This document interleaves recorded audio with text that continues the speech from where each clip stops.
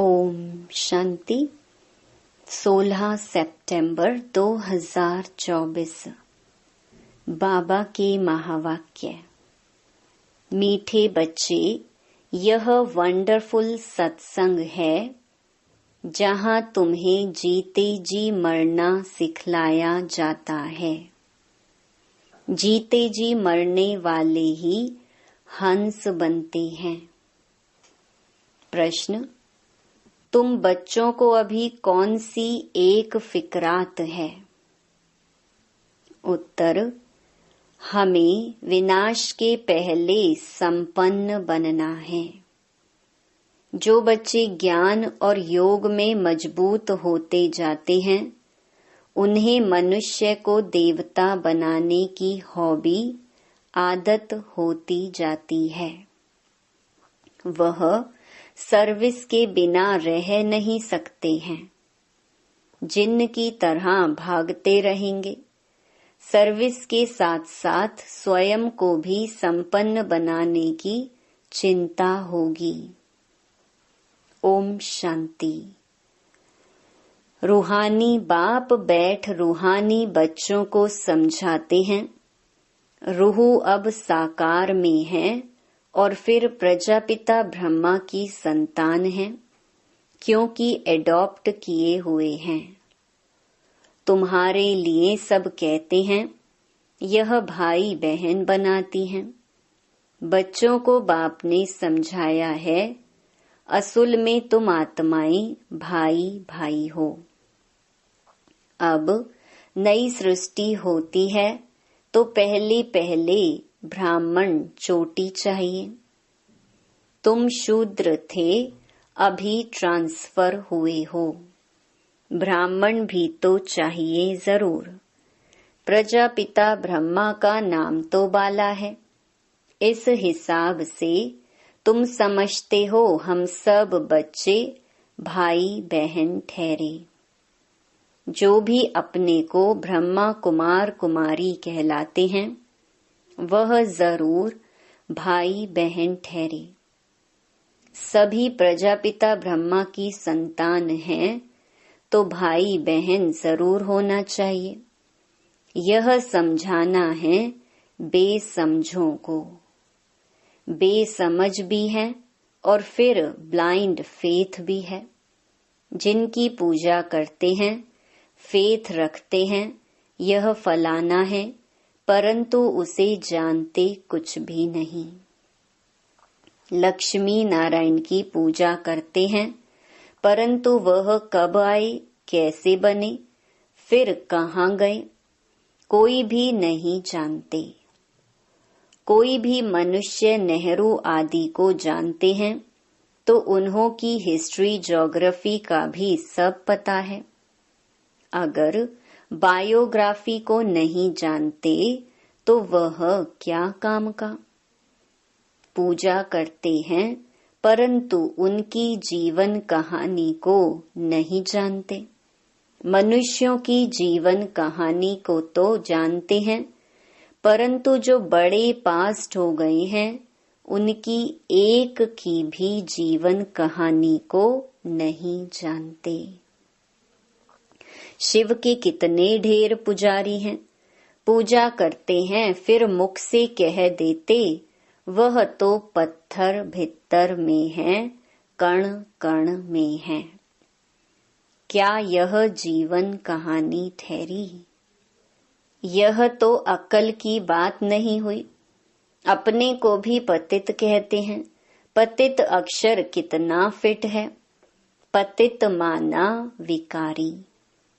तुम समझा सकते हो कि हम ब्रह्मा कुमार कुमारी क्यों कहलाते हैं? क्योंकि ब्रह्मा की औलाद हैं और एडॉप्टेड हैं। हम कुख वंशावली नहीं, मुख वंशावली हैं। ब्राह्मण ब्राह्मणियां तो भाई बहन ठहरे ना, तो उनकी आपस में क्रिमिनल आई हो ना सके। खराब ख्यालात मुख्य हैं ही काम के। तुम कहते हो हम प्रजापिता ब्रह्मा की संतान भाई बहन बनते हैं। तुम समझते हो हम सब हैं शिव बाबा की संतान, भाई भाई। यह भी पक्का है, दुनिया को कुछ भी पता नहीं है, ऐसे ही सिर्फ कह देते हैं। तुम समझा सकते हो सभी आत्माओं का बाप वह एक है, उनको सब पुकारते हैं। तुमने चित्र भी दिखाया है, बड़े बड़े धर्म वाले भी इस निराकार बाप को मानते हैं। वह है निराकार आत्माओं का बाप, और फिर साकार में सभी का बाप प्रजापिता ब्रह्मा है, जिनसे फिर वृद्धि को पाते रहते हैं। झाड़ बढ़ता जाता है, भिन्न भिन्न धर्मों में आते जाते हैं। आत्मा तो इस शरीर से न्यारी है। शरीर को देखकर कहते हैं यह अमेरिकन है, यह फलाना है। आत्मा को तो नहीं कहते।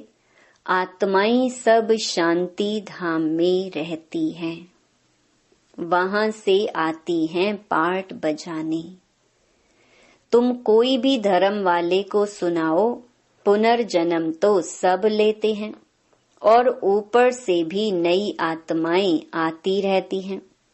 तो बाप समझाते हैं तुम भी मनुष्य हो, मनुष्य को ही तो सृष्टि के आदि मध्य अंत का मालूम होना चाहिए कि यह सृष्टि चक्र कैसे घूमता है, इनका रचयिता कौन है, कितना समय इनके फिरने में लगता है।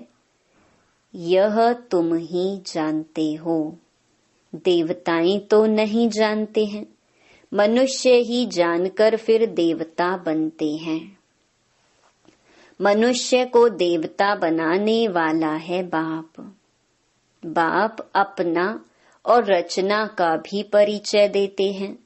तुम जानते हो हम बीज रूप बाप के बीज रूप बच्चे हैं। जैसे बाप इस उल्टे वृक्ष को जानते हैं, वैसे हम भी जान गए हैं। मनुष्य को कभी यह समझा न सके, परंतु तुमको बाप ने समझाया है। जब तक तुम ब्रह्मा के बच्चे नहीं बने हो, तब तक यहाँ आ नहीं सकते।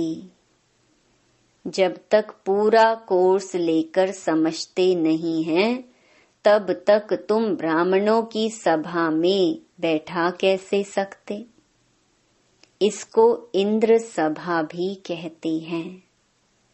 इंद्र कोई वह पानी की बरसात नहीं बरसाते हैं, इंद्र सभा कहा जाता है। परियां भी तुमको बनना है।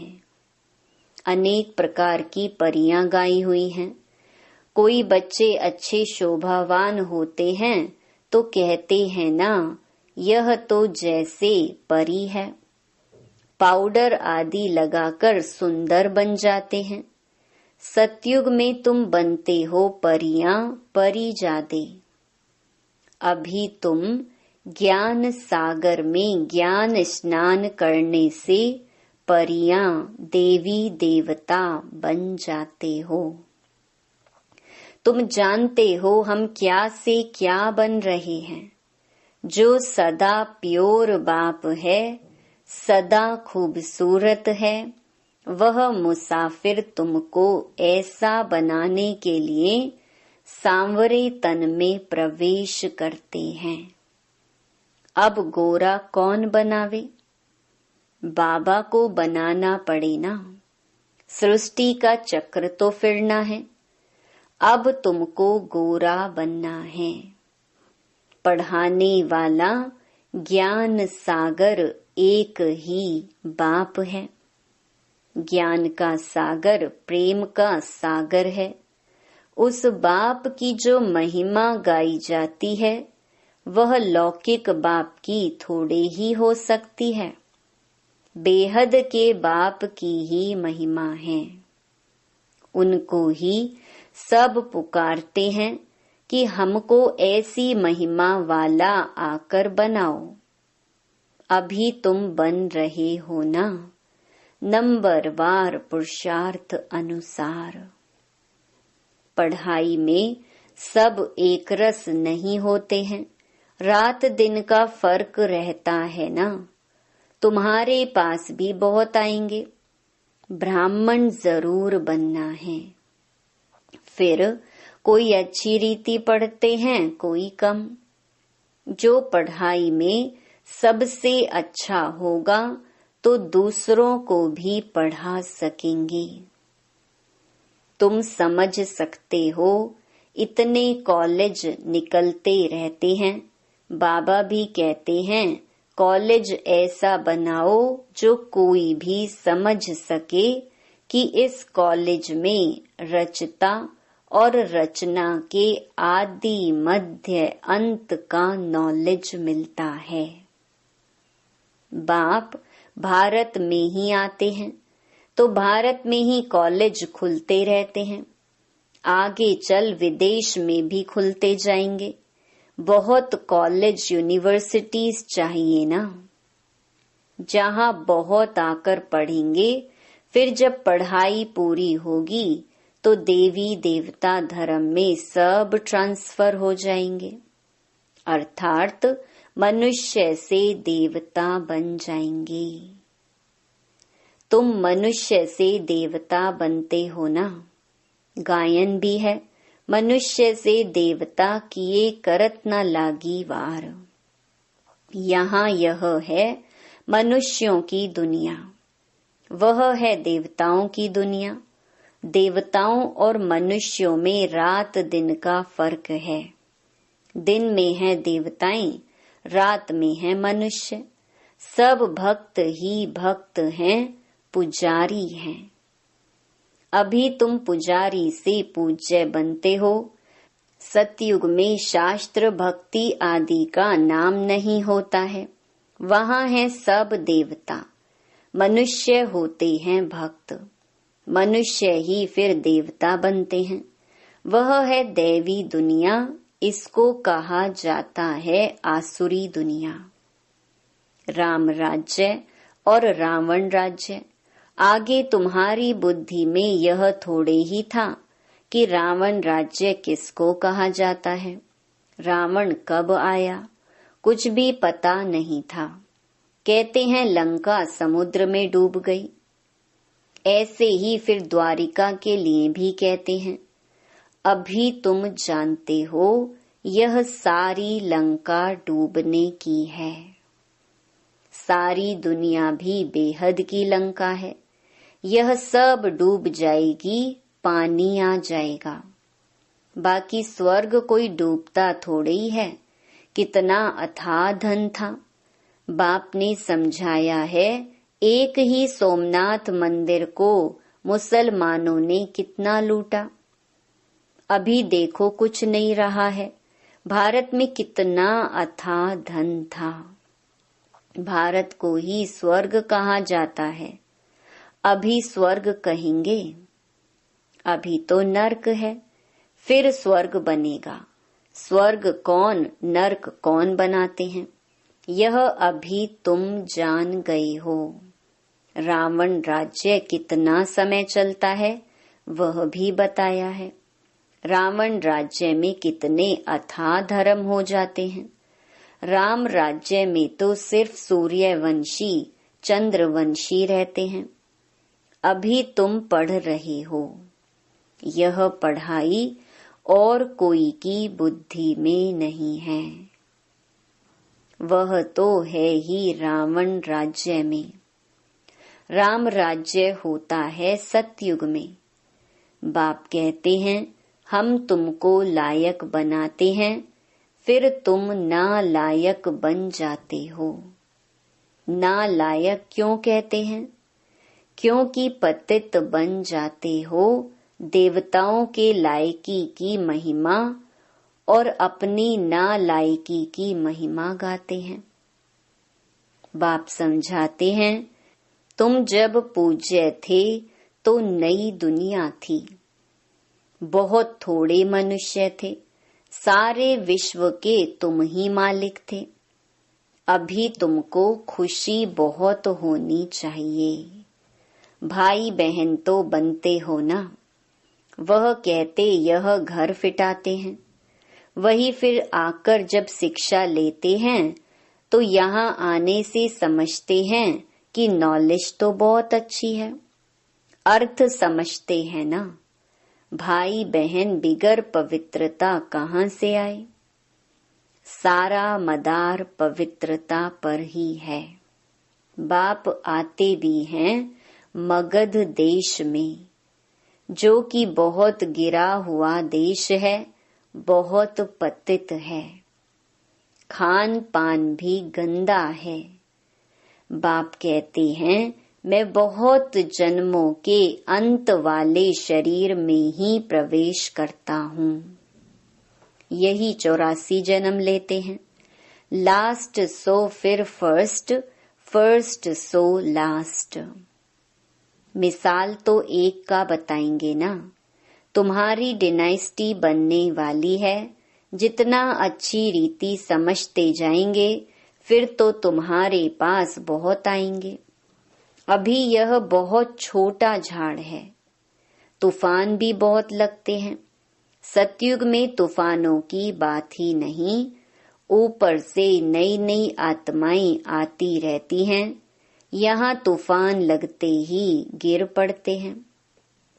वहाँ तो माया का तूफान होता ही नहीं। यहाँ तो बैठे बैठे मर जाते हैं। और फिर तुम्हारी माया के साथ युद्ध है तो वह भी हैरान करती है। सतयुग में यह नहीं होगा। दूसरे कोई धर्म में ऐसी बात होती नहीं। रावण राज्य और राम राज्य को और कोई समझते ही नहीं है। भल सत्संग में जाते हैं, वहाँ मरने जीने की बात नहीं होती। यहाँ तो बच्चे एडॉप्ट होते हैं, कहते हैं हम शिव बाबा के बच्चे हैं, उनसे वर्षा लेते हैं। लेते लेते फिर गिर पड़ते हैं तो वर्षा भी खलास। हंस से बदलकर बगुला बन जाते हैं। फिर भी बाप रहमदिल है तो समझाते रहते हैं। कोई फिर से चढ़ जाते हैं। जो थमे माना स्थिर रहते हैं उनको कहेंगे महावीर हनुमान। तुम हो महावीर महावीरनी, नंबर वार तो हैं ही। सबसे पहलवान को महावीर कहा जाता है। आदि देव को भी महावीर कहते हैं, जिससे ही यह महावीर पैदा होते हैं जो विश्व पर राज्य करते हैं। नंबरवार पुरुषार्थ अनुसार रावण पर विजय पाने के लिए पुरुषार्थ करते रहते हैं। रावण है 5 विकार। यह तो समझ की बात है। अभी तुम्हारी बुद्धि का ताला बाप खोलते हैं, फिर ताला एकदम बंद हो जाता है। यहाँ भी ऐसे हैं जिनका ताला खुलता है तो वह जाकर सर्विस करते हैं। बाप कहते हैं जाकर सर्विस करो, गटर में जो पड़े हैं उनको निकालो। ऐसे नहीं कि तुम भी गटर में गिरो, तुम बाहर निकल औरों को भी निकालो। विषय वैतरणी नदी में अपरम अपार दुख हैं। अभी अपरम अपार सुखों में चलना है। जो अपरम अपार सुख देते हैं उनकी महिमा गाई जाती है। रावण जो दुख देते हैं उनकी महिमा होगी क्या?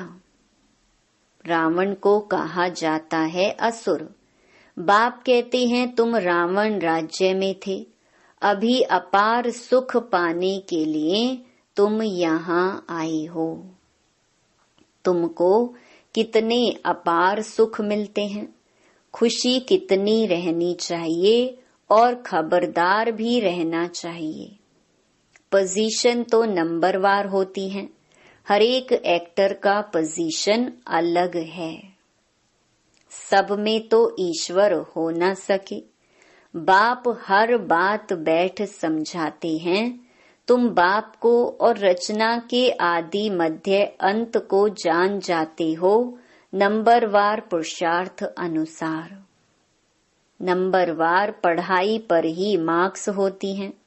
यह है बेहद की पढ़ाई। इसमें बच्चों का बहुत अटेंशन होना चाहिए। पढ़ाई एक रोज भी मिस ना हो। हम हैं स्टूडेंट, गॉड फादर पढ़ाते हैं, वह नशा बच्चों को चढ़ा रहना चाहिए। भगवानुवाच, सिर्फ उन्होंने नाम बदलकर श्री कृष्ण का नाम डाल दिया है। भूल से श्री कृष्ण भगवानुवाच समझ लिया है, क्योंकि श्री कृष्ण हुआ नेक्स्ट टू गॉड। स्वर्ग जो बाप स्थापन करते हैं उनमें नंबर 1 यह है ना। यह ज्ञान अभी तुमको मिला है। नंबरवार पुरुषार्थ अनुसार अपना भी कल्याण करते हैं और दूसरों का भी कल्याण करते रहते हैं। उनको सर्विस बिगर कभी सुख नहीं आएगा।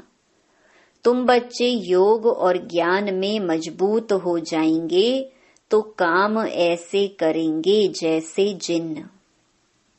मनुष्य को देवता बनाने की हॉबी आदत लग जाएगी। मौत के पहले ही पास होना है। सर्विस बहुत करनी है। पीछे तो लड़ाई लगेगी, नेचुरल कैलेमिटीज भी आएंगी। अच्छा, मीठे मीठे सिकिलधे बच्चों प्रति मात पिता बाप दादा का याद प्यार और गुड मॉर्निंग। रूहानी बाप की रूहानी बच्चों को नमस्ते। धारणा के लिए मुख्य सार। पहला, लास्ट सो फर्स्ट जाने के लिए महावीर बन पुरुषार्थ करना है। माया के तूफानों में हिलना नहीं है। बाप समान रहमदिल बन मनुष्यों के बुद्धि का ताला खोलने की सेवा करनी है। दूसरा, ज्ञान सागर में रोज ज्ञान स्नान कर परिजादा बनना है। एक दिन भी पढ़ाई मिस नहीं करनी है। भगवान के हम स्टूडेंट हैं, इस नशे में रहना है। वरदान, गंभीरता के गुण द्वारा फुल मार्क्स जमा करने वाले गंभीरता की देवी व देवता भव। वर्तमान समय गंभीरता के गुण की बहुत बहुत आवश्यकता है, क्योंकि बोलने की आदत बहुत हो गई है। जो आता है वो बोल देते हो। किसी ने कोई अच्छा काम किया और बोल दिया तो आधा खत्म हो जाता है, आधा ही जमा होता है, और जो गंभीर होता है उसका फुल जमा होता है। इसलिए गंभीरता की देवी व देवता बनो और अपनी फुल मार्क्स इकट्ठी करो। वर्णन करने से मार्क्स कम हो जाएंगी। स्लोगन, बिंदी रूप में स्थित रहो तो समस्याओं को सेकंड में बिंदु लगा सकेंगे। ओम शांति।